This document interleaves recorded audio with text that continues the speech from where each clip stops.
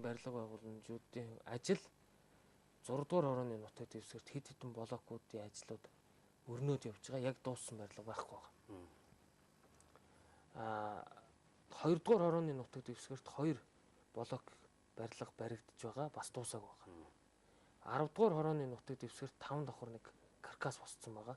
Дуусаагүй байгаа. Зүгээр 8 дугаар хорооны нутаг дэвсгэрт Азийн хөгжлийн банкны санхүүжилтээр энэ 9 онд эхэлсэн ажилдаа баян өшөө дэд төв байгуулах ажил эхлээд явж байгаа.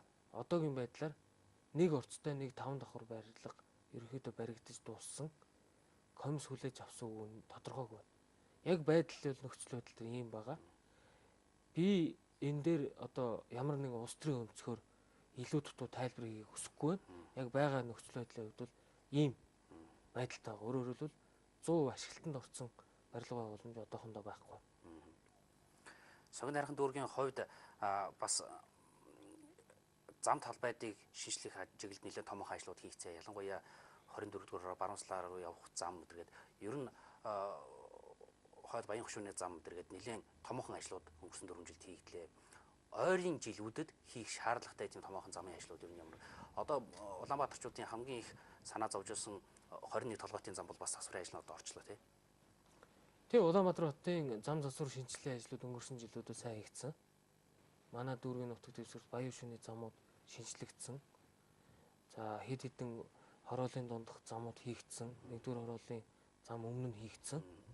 За одоо Сонгон хайрхан дүүрэгт хамгийн хүлээлт үүсгэж байгаа шинжлэх шаардлагатай газар бол таны хэлж байгаа толгойтын зам. Уг нь энэ ажил өнгөрсөн жил хийгдчих байсан. Би нэг бол ажил хариуцсан хүмүүсийн хариуцлагагүйгээс энэ ажил энэ жил эхэлж байгаа. Энэ зам өөрөө 3.5 км-ийн урттай 2 бетонын гүүртэй нийтдээ 14.9 тэрбум төгрөгийн төсөвтэй замын ажил.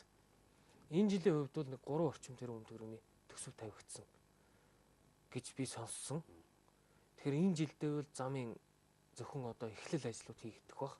Хойтон жил үлдсэн 10 хэдэн тэрбум төгрөгийн төсөв тавигдж гүйцэж энэ ажил явагдах байхаа гэж бодож байна. Энэ зам бушуухан ашиглалтанд ороосоо олон одоо хүмүүсийн хүлээлт үүсгэсэн зам байна. Нийслэлийн одоо төвөөс толгойт руу явахаар таксины жолооч нар явах дургүй байна. Машин эвдэрнэ гэд. Өнгөрсөн жил 7.5 тэрбум төгрөгийн төсөв тавигдчихад байхад хотын засаг дарга урлагч ган төмрөөр ахлуулсан үнэлгээний ороо энийг ажил болгож чадалгүй мөнгөний татуулсан. Энэ бол маш хариуцлагагүй үйл явдал. Тэгэхээр энээс болж тодорхой хэдхэн хариуцлагагүй хүмүүсээс болж толгойчуд тохирч байгаа шүү. Энэ жил ажлууд яваасаа хойтон жил үлдсэн мөнгө нь нэгэн яралтай шийдэгдээсэй л гэсэн хүлээлт байна. Согин хайрхан дүүргийн хувьд сургууль цэцэрлэгийн хүртээмж ямар байна вэ? Энэ чиглэл ямар дөрвтэй томоохон ажлуудыг хийв. Ер нь улсын хэмжээгээр нийслэлж ялгаагүй сургууль цэцэрлэгийн хүртээмжийн асуудал дээр өөр хамгийн их анхаарал татсан сэдв болоод байна тий. Сонгон хайрхан дүүрэг 93 онд байгуулагдахтаа 120 мянган хүнтэй байгуулагдсан. Өнөөдөр 300 мянга болсон. За энэ бол мэдээж хэрэг 1999 онд Улаанбаатар хот руу орж ирдэг татварыг чөлөөлсөн. Өөрөөр хэлбэл улсын дэд шүүхийн шийдвэр, үндсэн хуулийн цэцгийн шийдвэр гарч Монгол улсын иргэн оршин суух газраа сонгох хэрэгтэй гэдэг шийдвэр гарснаас болж Улаанбаатар хотын хүн ам 600 мянга байжгаад өнөөдөр сая 350 мянга болчиход байгаа. Энэний 300 мянган хүн ам нь Сонгон хайрхан дүүрэгт байна. Өөрөөр хэлбэл нийт Монгол улсын хүн амын 10% нь энд амьдарч байна. 120 мянгуула байхад байсан нийгмийн дэд үтс яг тэр хэвээр байгаа. Зам харгуй, инженерийн байгууламж, эмнэлгийн тоо, сургууль цэцэрлэгийн тоо. Өөрөөр хэлбэл бүр нэг дахин илүү нэмэгдчихэд байгаа. Өнгөрсөн жилөө тэрний өмнөх засгийн газрууд ерөнхийдөө жил болгон тодорхой тооны сургууль цэцэрлэгүүдийг ашиглалтанд оруулж байгаа. Одоо Сонгон хайрхан дүүрэгт цэцэрлэгийн насны 10 мянган хүүхэд цэцэрлэггүй байна. Нийтдээ 25 мянган хүүхэд байгаас дөнгөж 15 мянган нь цэцэрлэг сургууль шингэж байгаа. Одоо энэ 10 мянган хүүхдийг цэцэрлэгт оруулъя гэвэл улсын төсвөөс 100 тэрбум төгрөг шууд хөрөнгө оруулалтанд тавих шаардлагатай. Дараа нь урсгал зардал гэж мөн тооны зардлуудыг жил болгон тавьж явна. Өөрөөр хэлбэл Канад хийцээр нэг 100 хүүхдийн цэцэрлэг барихад тэрбум төгрөг. Тэгэхээр бид нар дахиад 100 цэцэрлэг барих хэрэгтэй байгааз тэгэхээр бидэнд 100 тэрбум төгрөг дараа нь багш ажилтны цалин, халаалт улааны зардал, Урсгал зардал. хоолны мөнгө гээд ингээд төсөв дээр бол ийм хэмжээний асуудлуудыг шийдэх ёстой. Энийг бид шийдэхин төлөө явах ёстой. Хариуцсан салбарын сайдууд энэний төлөө цаг ямагт зорих ёстой. Өөрөөр хэлбэл сайдын тойргийн хүүхдүүд илүү олон цэцэрлэгтэй, сайдын тойргийн биш хүүхдүүд цэцэрлэгийн шодолт цуглаагаар явна гэдэг бол эмгэнэлтэд тогтолцоо. Энийг өөрсдөхийн төлөө явах ёстой. Сургуулийн хүртээмж хүнд байна. Өнөөдөр 3 ээлжээр хичээлж байгаа сургууль маш их байна. Нэг ангийн дүүргэлт 50-аас дээш хүүхдийн дүүргэлт ангийн тоо их байна. Энэ дээр анхаарах ёстой. Сонгон хайрхан дүүрэг дээр энэ сургууль цэцэрлэгийн хүртээмжээс гадна хамгийн их тулгамж байгаа асуудал бол бас эрчим хүчний хөрөлцөө. Өнөөдөр нийслэлийн хэмжээнд 8000 айл өрх эрчим хүч байна. Энийний 6200 сонгон хайрхан дүүрэгтэй. Энэ асуудал мөн салбарын сайдын эрх хэмжээний асуудал. Саяхан би фэйсбүүкт нэг постлоо гээд 8000-аас 6200 сонгон хайрхан дүүрэгт байна гэдэг. Тэгээ доор нь нэг хүн комент бичсэн л да. Чи нөхөр дурака 8 жил энэ дүүрэгт ажиллаа, чи энийг шийдэж явахгүйсэн гэдэг. Тэгэхээр тэр хүнд би уурлаагүй. Ягаад гэвэл тэртлийн мэдээлэл бас иргэдэд дутуу. Дүүргэл бүхнийг шийддэг гэж ойлгож байна. Энэ бол яагаад салбарын сайдууд, салбарын яамдууд байгаа. Монгол улсын эрчим хүчний салбарыг толгойлж байгаа эрчим хүчний сайд, яамныхан энэ асуудлыг шийдэх ёстой. 21-р зуун гараад байхад өнөөдөр тоггүй элитийн гэрэл хүлээгээд байна гэдэг нь энэ эмгэнэл. Сонгон хайрхан дүүргийн захын хороодын иргэд тийм элдв тансаглалыг хүсээгүй шүү дээ. Манай гудамжийг ногоон байгууламжтай болгох, цэцэрлэг түрээлэнтэй болгох, гүйлтийн замтай болгох хүсээгүй. Бид айгүй энгийн анхан шатны хэрэглээнүүдийг хүсэж байгаа. Сургууль цэцэрлэг, цахилгаан, худаг ус, автобусны буудал эхний ээлж нь. Цаашдаа мэдээж хэрэг бусад хотын иргэдийн адил эрэлт хэрэгцээнүүдийг хүсэх ёстой. Тэгээд дээр нь дүүргэн татаас авдаг, дээшээ явуулсан салбарын сайдууд руу, яамд руу явсан бичгүүд нь усан тайсан чулуу мэт болдог. Энэ тогтолцоогоор бол дүүрэг хөгжөхөд хүнд. Энийг л өөрчлөх ёстой.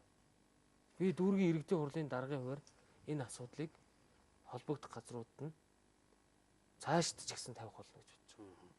Тэгэхээр хөдөө орон нутгаас Улаанбаатар хотыг чиглэсэн нүүдэл бас намжааг байна. Энэ нүүдлийн ихэнх нь Баянзүрх сонгон хайрхан дүүрэг дээр ачааллуулж ирж байгаа. Сонгон хайрхан дүүргийн хувьд ахаад ийм ачаал авах газрын хэмжээ, нийгмийн үйлчилгээний хүртээмжийг сайжруулах ийм нөөц боломж юу нэх байна? За, Баянзүрх дүүргийн хувьд бол зүүн талаас 3 4 аймгийн их нүүдэл ирдэг. Манай дүүргийн хувьд бол баруун талаас 16 7 аймгийн их нүүдэл ирдэг.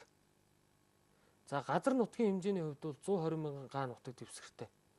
Тэгэхээр газар нутаг цаашаа өргөжөөлт хэлээл авах. Та бүхэн мэдж байгаа тахилт гэж саяхныг хүртэл хов хоосон байсан. Одоо битүү суурсан. За, улаан чулуутын баруун тал, нарангийн ингэр тал хоошоогоо оршуулгын зэгтэй холбогдсон битүү болсон. За, одоо баруун турун сууршил дүүрч байна. Хурганы сангийн аж ахуй дүүрч байна. Эмээлт дүүрч байна. Ингээд цаашаага одоо Аршаанд 361 52-ын даваа хүртэл сууршил явах л байх л та. Газар нутгийн хувьд бол хэсэгтэй ачааллыг авах. За, зүгээр нийгмийн дэд үтц энэ хувьд бол ачаалаа дийлэхгүй. Өнөөдөр сонгон хайрхан дүүрэг 1985 онд ашиглалтанд орсон 2хан эмнэлэгтэй хэвээр байгаа. Та бүхэн мэдж байгаах авч сургуулийн уртлын толгойтын хүүхдийн эмнэлэг гэж ярьдаг. Энэ эмнэлэг энэ 30 жилийн хугацаанд өргөөшөөгөө дээшээгээ нэгч тоосго нэмж өргөтгдөөгүй. Гэхдээ ачаал нь хэд дахин нэмэгдсэн байдаг чинь. Цам гаруй эмнэлэг гэж ярьдаг. Манай эрүүл мэндийн нэгдэл ярьдаг. Энэ эмнэлэг мөн өргөөшөөгөө дээшээ тоошоо нэгч тэлээгүй. Магадгүй Баянгол дүүрэг шиг тийм гоё орчин үеийн тогтвортой хэд хэдэн эмнэлэгтэй болохыг бид хүсэж байна. Яагаад төсвийг ингэж шудраг ус хуваарлдаг юм бэ гэдгийг бид гайхаж байгаа. Энэ мэтлэнгээр ингээд тэлэлт өргөжөөд байвал бид энэ ачааллуудаа дийлэхгүй. Зуны өвлийн эд ханиа томооны үед дандаа өвтөг ор дийлгэж хүүхдүүдийг авдаг. Та нар өөрсдөө мэдж байгаа. Тэгэл сонгон хайрхан дүүрэг гэхээр л ирж байгаа Улаанбаатар хотод ирж байгаа их нүүдлүүдийг өөртөө шингээдэг. Бусад төсвийн хуваарлалт болон хөрөн мөнгөний хуваарлалтаас дандаа захтуу байдаг гэдэг бол хэвийн үзэгдэл болчлоо гэдгийг л хэлэх гэсэн. Дараагийн нэг асуудал Улаанбаатар хотод аж төрж амьдарч байгаа энэ сая 300 мянган хүн бас ая тухтай сайхан амьдрахыг хүсэж байна. Амар чөлөө зэгаач гэсэн ая тухтай сайхан өнгөрүүлэхийг хүсэж байна. Энэ рүү чиглэсэн ямар үйл ажиллагаануудыг явуулж байна. Ялангуяа нийслэлд нийслэлчүүдийн өөрсдийн очих дуртай тийм газруудыг бас олноор бусад дүүргүүд бас байгуулж байна. Согин хайрган дүүрүүд бас ийм нөөц боломж зөндөө бий. Ялангуяа тэр баруун салгааны аршаан ч юм уу тийм. Энэ нөөц боломжуудыг бид ер нь цаашдаа яаж ашиглах юм? За сая түрхэн бид нар ногоон хором үндэсний хөтөлбөртэй дүүргийн иргэдийн төлөөлөгчдийн урал хамтран ажиллах гэрээ байгуулж ногоон хором дэд хөтөлбөрийг баталсан. За энийхээ хүрээнд сонгон хайрхан уулын хой дамыг бүхэлд нь Унгарын засгийн газрын хөрөнгө оруулалтаар 10 орчим сая доллараар цэцэрлэг түрээлэн хилмигдэксдэд хүндэтгэл үзүүлэх дурсгалын цогцлбортой юм бүхэл бүтэн байгууламж барих гэрээнд гар үсэг зурсан. Саяхан бид нар шав тавилсан. Энэ жил барилга бүтээн байгуулалтын ажил, ногоон байгууламжийн ажлууд эхэлнэ. Нэгдүгээрт. Хоёрдугаарт бид боломжит газар бүр дээр цэцэрлэг түрээлэн ногоон байгууламж байгуулах төрийн бус байгууллага болон иргэн аж ахуйн нэгж байгууллагуудаа хамтарч ажиллаж одоогийн байдлаар 3-4 ийм цэцэрлэг түрээлэн байгуулах ажлууд эхлэлийнхээ шатанд явж байна. Таны түрүүн хэлсэн баруун Сланд байдаг бомбтын аршааны орчмыг төрийн бус байгууллагатай хамтарч хамгаалтын бүс зурвсын тогтоогоод хашаа бариад усны ундрах их булаг орчмыг хамгаалтанд аваад ингээд ажлууд явагдаж байгаа. Ер нь цаашдаа төсөв багтай төсөвгүйгээд ярьж суухын хооронд бид нар боломжит бүхэл нөхцөл байдлаараа хамтарч ажиллая гэдэг ийм зорилтуудыг тавьж ажиллаж байгаа. Саяхан би Японы хүмүүлгийн байгууллагатай хамтарч сонгон хайрхан дүүрэгт хүүхдийн бүхий ордон байгуулах гэрээнд гар үсэг зурсан. Барилга угсралтын ажлын 7 сартаа эхэлнэ. Барилга угсралтын ажил дуусаад дүүрэгт үн төлбөрийг хүлээлгэж өгнө. Ганцхан зориулт заасан хөрөнгө оруулагчд. Энэ ордон зөвхөн хүүхдийн төлөө зарцуулна л гэдгийг амлаарай гэсэн. Энэ зорилгоор ажиллаж байгаа.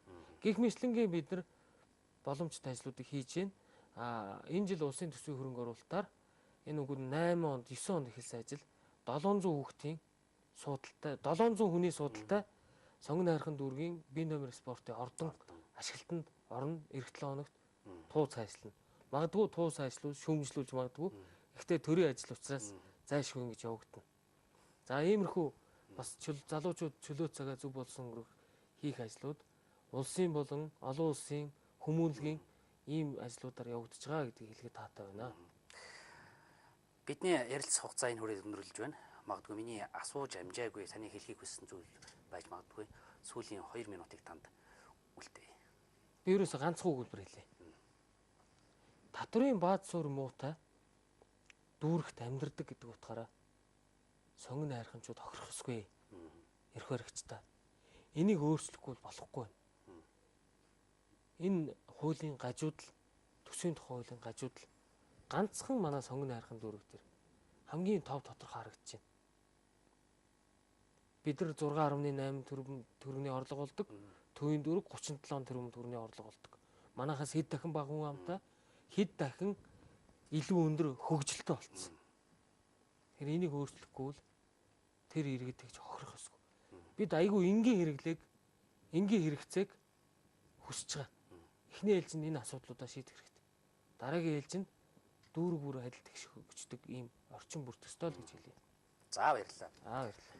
Эрхэм үзэгчдээ Тармит телевизээс эрхлэн бэлтгэдэг хариуцлагатай нийгмийн төлөө нэвтрүүлгийн энэ удаагийн дугаард сонгон хайрхан дүүргийн иргэдийн төлөөлөгчдийн хурлын дарга Ноён Нямбатар оролцлоо. Бид сонгон хайрхан дүүргийн иргэдийн төлөөлөгчдийн хурал өнгөрсөн 4 жилд юу хийж хэрэгжүүлвэ? Цаашид бид ямар арга хэмжээ авах шаардлагатай байна вэ гэдэг асуудлыг тойрон ярилцлаа. Таны ажил амжилт хүсье. Баярлалаа.